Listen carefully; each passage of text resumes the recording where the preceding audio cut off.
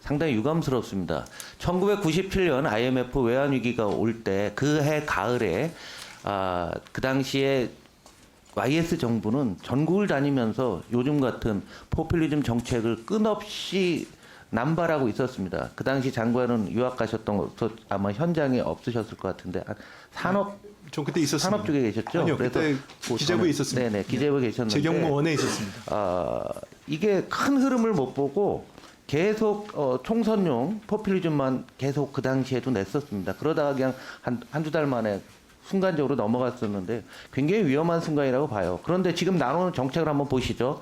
R&D, 세액공제, 뭐 물가 잡는다. 하여간 어마어마한 정책들이 거의 막 파상 공세를 펼치고 있습니다.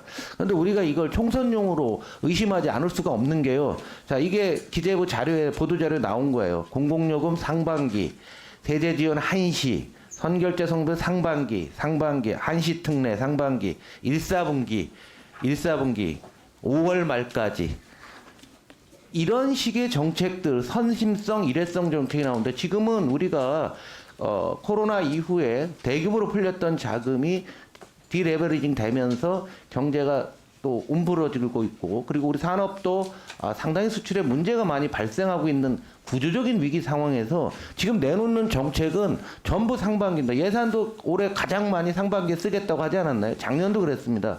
계속 이런 식으로 윤석열 정부 2년 동안에 땜빵용 정책만 계속 내고 있는 거예요.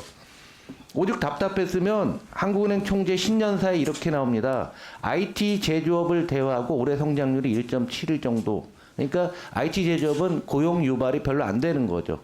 두 번째, 재정의 확대와 부채 증대에 의존하여 임기응변식으로 성장을 도모하는 시대는 지났습니다. 우리 경제가 나아가야 할 방향을 잃어버리는 우를 범해서는 안 됩니다. 굉장히 우회적인 내용이지만 이 내용이 바로 기재부를 직격하고 있다고 생각해요. 반면에 우리 부총리께서는 경제지표가 회복이라는 희망 고문을 작년 1년 내내 기재부에서 했고요. 지금 또 역시 마찬가지였습니다. SOC 재정 조기 집행. 더 문제가 되는 게 2025년 이후 예산 편성 시 과감한 지출 구조 조정을 하겠다는 얘기입니다. 그러니까 올해는 총선이 있으니까 돈을 막 풀고 25년 되면 다시 꽉 졸라매겠다는 얘기였습니다.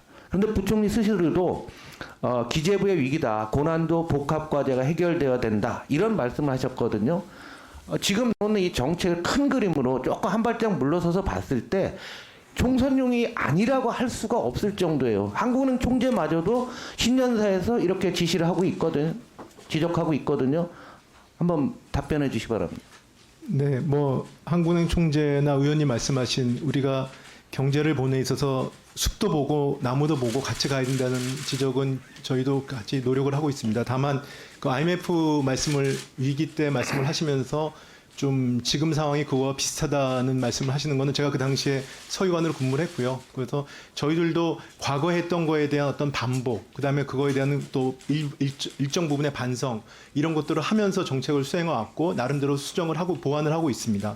그래서 큰 틀에서 보면은 올해가 건전재정 기조이고 그렇지만 그 국제기구에서도 어떤 거시 운영 자체는 건전재정 기조로 가더라도 그 어떤 취약계층에 대한 어떤 선별적인 지원 이런 것들은 필요하다.